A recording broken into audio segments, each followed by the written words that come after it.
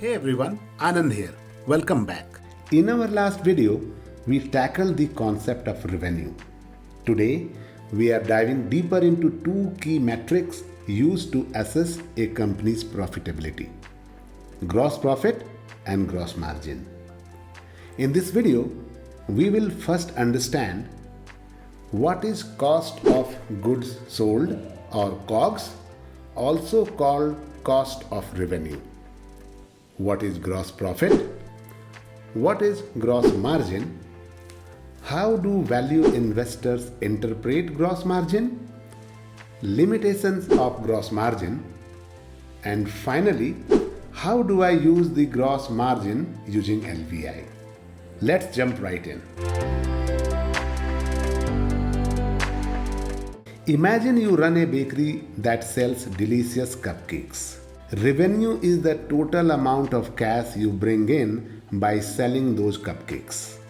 But not all that money is pure profit. You have to consider the cost of making those cupcakes, right? The cost of making those cupcakes in this case is called the cost of goods sold, or COGS, or cost of revenue. COGS or cost of revenue basically refers to the direct costs associated with producing what you sell. This typically covers materials, labor, and overhead costs directly tied to the production process. In our bakery example, COGS or cost of revenue would include the flour, sugar, eggs, and other ingredients that go into each cupcake. There might also be some direct labor costs for baking. So, to figure out how much money you actually make from each cupcake, obviously we need to subtract the COGS from the revenue. This difference is called gross profit. Let us see this with an example.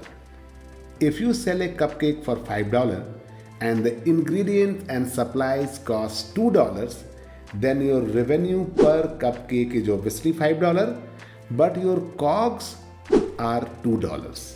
So your gross profit per cupcake would be 5 minus 2 is equal to $3. It is important to understand that marketing and other indirect costs are not included here, and only direct costs of making the product are included, such as the cost of flour, sugar, eggs, and other ingredients as explained earlier. So how do we define gross profit?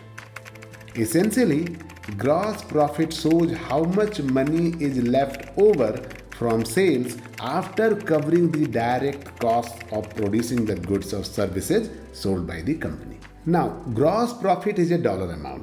But what if you want to compare the profitability of different companies or products? That's where gross margin comes in. Gross margin expresses your gross profit as a percentage of your revenue. It basically tells you what portion of each dollar of revenue remains as profit after accounting for the cost of making the product. Going back to our cupcake example, if you have a gross profit of $3 per cupcake and sell it for $5, then your gross margin would be 3 divided by 5 into 100% is equal to 60%. So, in this case, 60 cents of every dollar you earn from selling a cupcake represents your gross profit after covering the cost of ingredients. I think now we are in a position to define what gross profit margin is. Gross profit margin is basically the margin left after deducting the direct cost of making a product from its revenue. So why is gross margin important? Well, value investors who focus on finding undervalued companies often look for businesses with high gross margins. A high gross margin indicates that a company can generate a significant profit from its core business activities. Thus, a company with high gross profit margins will have more dollars to spend on brand building, advertising, employees, and other areas depending upon the type of the business. A high gross profit margin also means that the company is able to charge more for its products or pay less to the suppliers. And when a company is in a position to do that, it indicates it has some sort of competitive advantages among its competitors. For example, a company with 70% gross profit margin definitely has a competitive advantage over another company with a gross profit margin of say 40%, provided they are in the same industry. While comparing two companies in the same industry, a company with higher gross profit margin also suggests that it may have better and efficient production processes compared to the one with lower gross profit margin.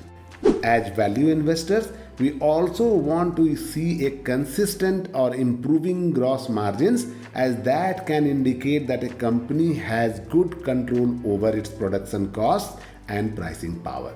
Over time, gross margins should improve as the volume increases and the unit cost of manufacturing raw materials decreases. This is also known as economies of scale. To sum up, a company with a 60% gross margin might be more attractive to a value investor than a company with a 30% gross margin, assuming other factors are similar. It is also important to remember that gross margin also has limitations. While it tells you a story about the profitability of your core business activities, it doesn't consider all the expenses a company incurs. There are other operating expenses like marketing, rent, salaries, and more. These expenses can significantly impact a company's overall profitability. And that's why there are other profitability metrics like operating margin and net profit margin that take all expenses into account. We will explore those in a future video. It is also important to understand the trajectory of gross margin over time. In cyclical industries, dependent on prices of crude oil, steel, etc., the gross margin varies across different stages in the cycle. In Let's Value Invest or LVI, under the Key Insights tab for a company, you can find historical gross margin data within the margins/profitability group. LVI also shows you the average gross margin for the last 10 years, 5 years, and 3 years, along with the trailing 12 months. This data is pure gold. It helps me see if the company's gross margin has been uptrending, which could indicate a company becoming more efficient or having pricing power. It also helps me see if it has been downtrending. This might be a cause for concern and needs further investigation. On the other hand, if it is staying flat, this could be a sign of a stable business, which is great to see.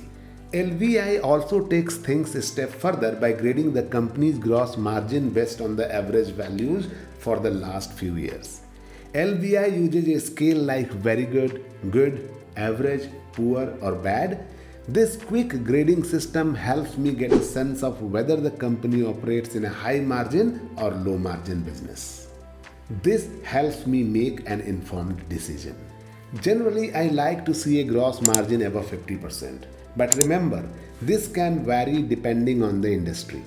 Software as a service or SaaS companies typically have higher gross margins because their product development costs are spread across many customers. On the other hand, retailers might have lower gross margins due to higher product acquisition costs. The key takeaway is to consider both the gross margin value and industry benchmarks when evaluating a company's profitability in terms of gross margin. In summary, gross profit and gross margin are important financial metrics that help us understand how efficiently a company turns its revenue into profit from its core business. However, they should be considered alongside other factors to get a complete picture of a company's financial health. For example, while a company might have a high gross margin, it could still be unprofitable if its operating expenses are too high. That wraps up this video. I hope you found it informative. Feel free to leave any questions you have in the comments section below. And if you would like to be part of my journey to learn, invest and learn, then be sure to subscribe to my channel. See you in the next video.